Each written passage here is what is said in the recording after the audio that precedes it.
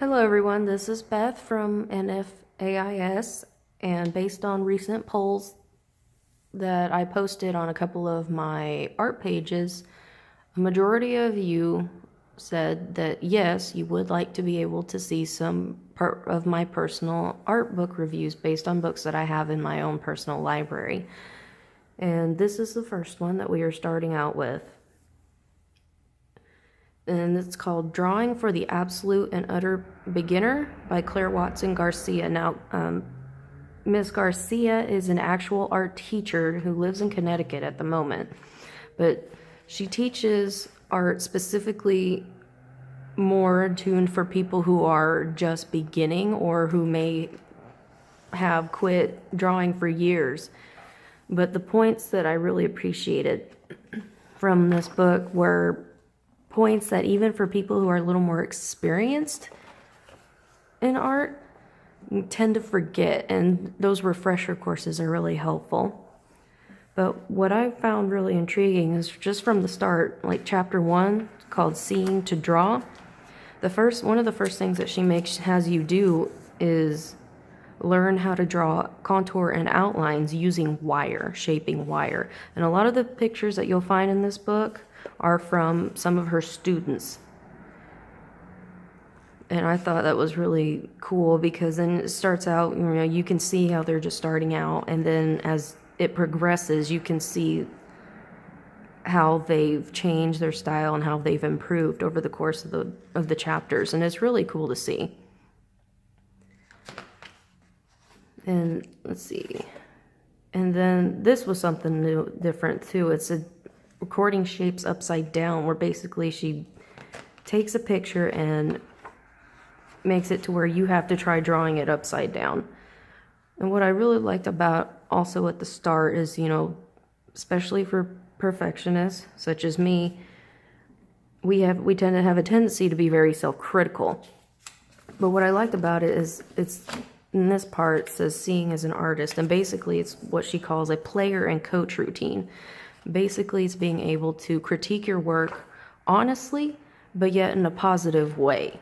And that I really appreciated because I tend to not do that and be very pessimistic about my own work.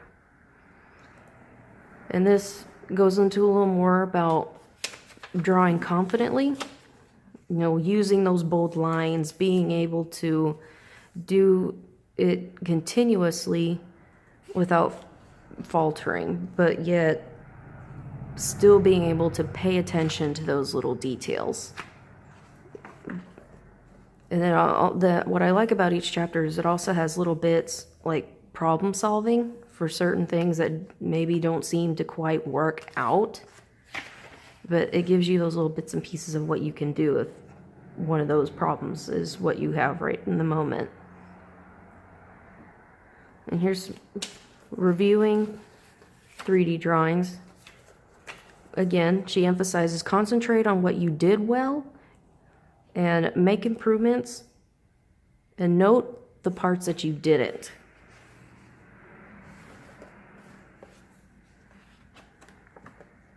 And then it goes into a little more from exercises to helping you break down objects and learning how to draw them by breaking them down into basic, simple shapes.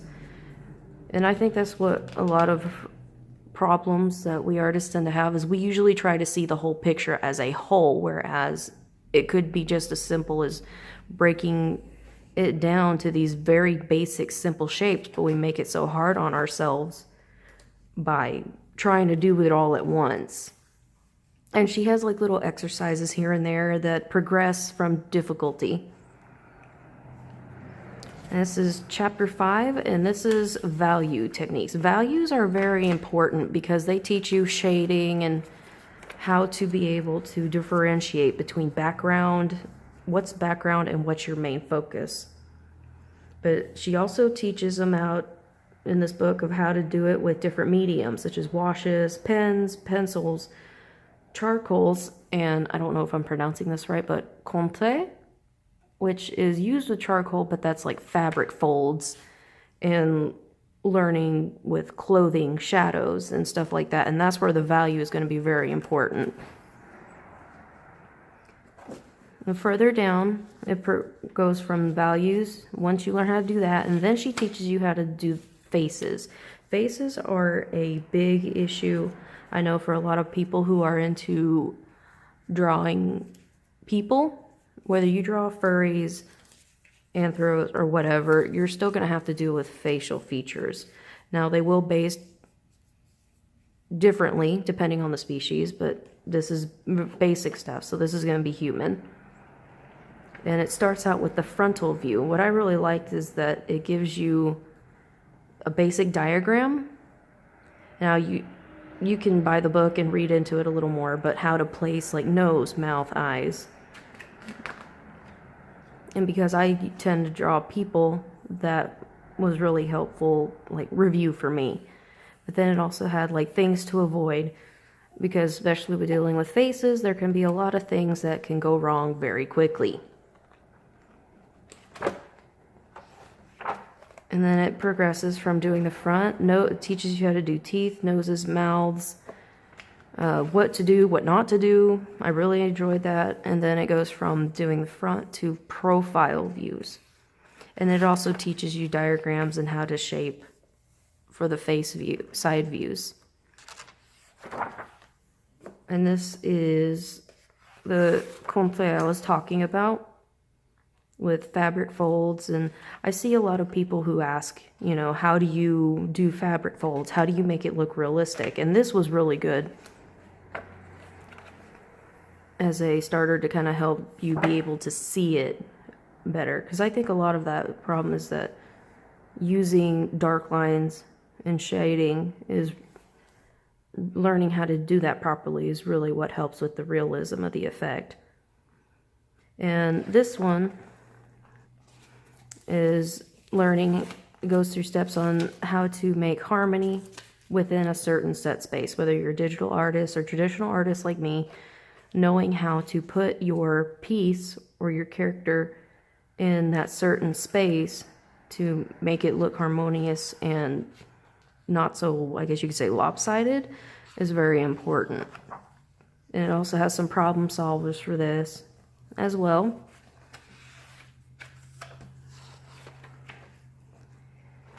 And the book, how it finishes off is your inner aesthetic. And basically what it means by that is your own personal style. I find that a lot of people ask, what is your style? How do you find it? And how do you adapt it? And this one is a fairly small chapter, but the information and the advice that it gives you based on it is very good for what little 2 pages that it has. So honestly, like I said, I've been drawing for a few years. I am not a complete beginner, but I really did appreciate this book and the points that it brought out. Because, like I said or mentioned earlier, when you've been doing something for quite a while, you tend to forget those basic points that you learned when you first started. And some of those basic points, basic they may be, can be very important. And I hope this video review was helpful. Like I said, this is the first one.